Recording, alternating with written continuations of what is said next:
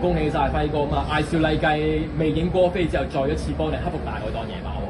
係啊，好穩定嘅騎師嚟嘅，好騎師嚟嘅，所以啊，即係有啲甚至乎嗰啲馬即係4班上咗3班都能夠佢騎得好啊，克服到啊！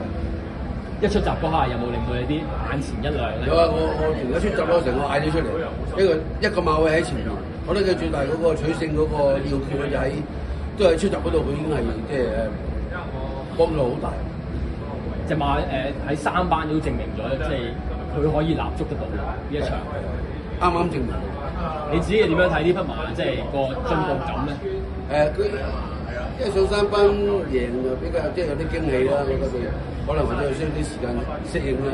咁照佢今日贏得都各方面嘅出閘啊、沿途走勢咁都好進步。我覺得佢3班將來3班仲要加咗分咧，都有一定嘅實力嘅。再一次多謝晒輝哥，恭喜晒，thank you，唔該晒。